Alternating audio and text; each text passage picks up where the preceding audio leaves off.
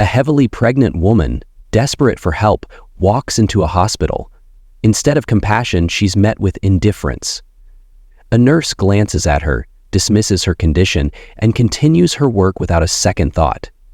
But what this nurse doesn't know is that the man she's ignoring isn't just her patient's husband. He owns the hospital. This is a story of power, negligence, and the harsh lessons learned when arrogance collides with authority. Stay with us as we uncover how a single act of disregard turned a quiet hospital shift into a turning point for everyone involved.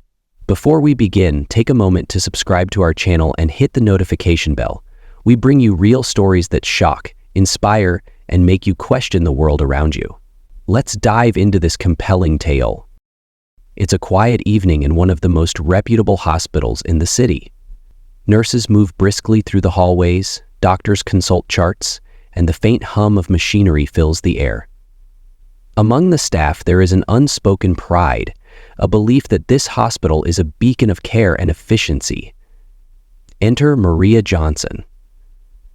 Pregnant, visibly exhausted, and clearly in distress, she steps through the front doors with her husband James by her side. Her contractions are sharp, her breath labored. Calm but concerned, immediately looks for assistance. Maria is no ordinary patient. She's the wife of James Johnson, one of the hospital's principal investors. But tonight, James isn't here as an investor or a figure of authority. He's here as a husband, desperate to ensure his wife and unborn child receive the best care possible. Standing behind the reception desk is Nurse Thompson.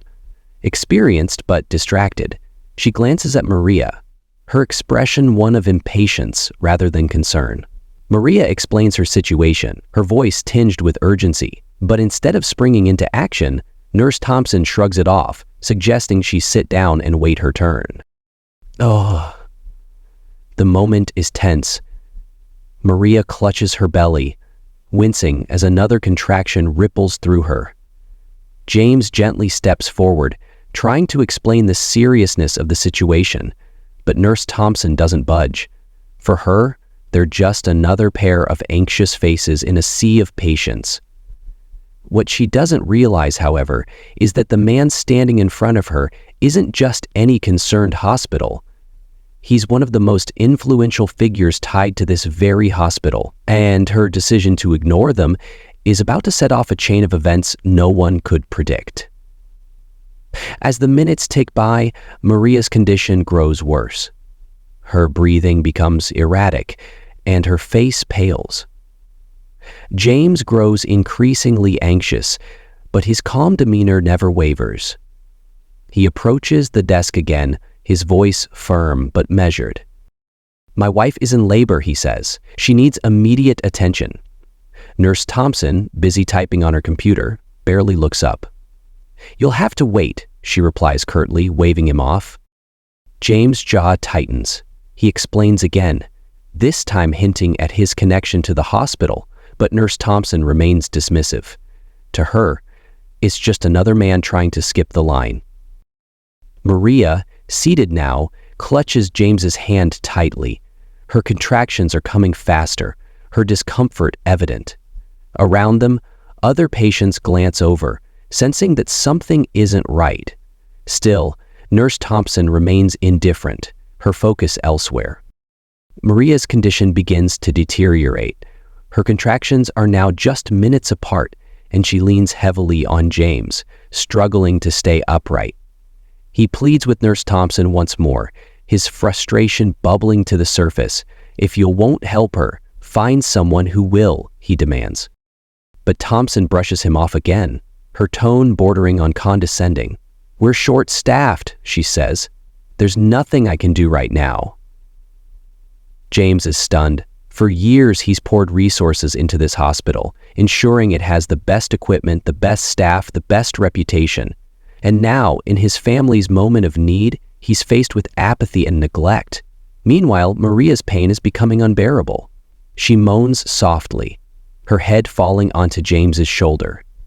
The other patients in the waiting area begin to whisper among themselves, their concern evident.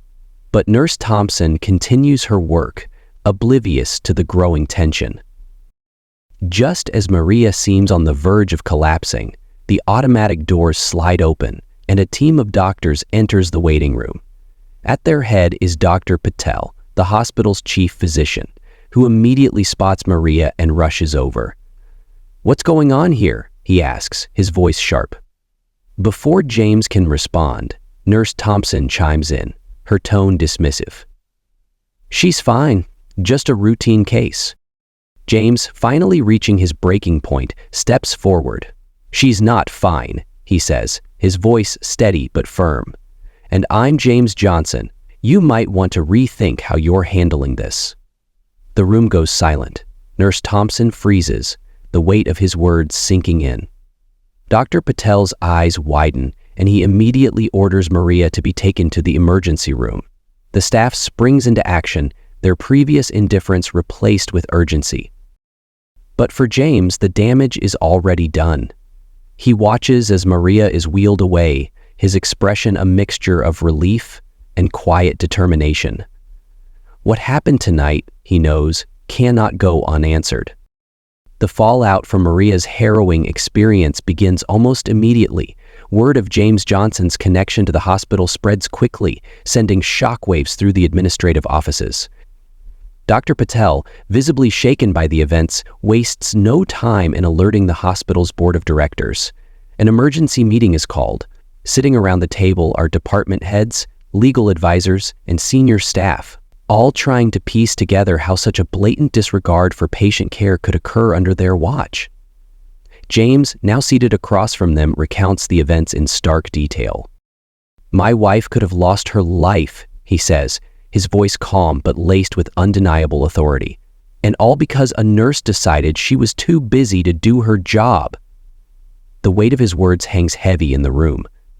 Dr. Patel takes the lead in launching a formal investigation, interviewing everyone from the receptionists to the medical staff on duty that night. Nurse Thompson, however, is conspicuously absent from the room, her actions now the focal point of scrutiny. Meanwhile, James stays by Maria's side as she recovers in the maternity ward. His presence is a reminder of what's at stake, not just for his family, but for the hospital's reputation as well. The investigation reveals troubling details. Nurse Thompson, it turns out, had received multiple complaints in the past for her dismissive attitude and lack of urgency, but no significant action had ever been taken. This time, however, the consequences are unavoidable. The hospital's board convenes again, this time to determine the appropriate course of action. After hours of deliberation, they announce that Nurse Thompson will face disciplinary action, including mandatory leave and a review of her professional conduct. But James isn't satisfied with just punishing one individual.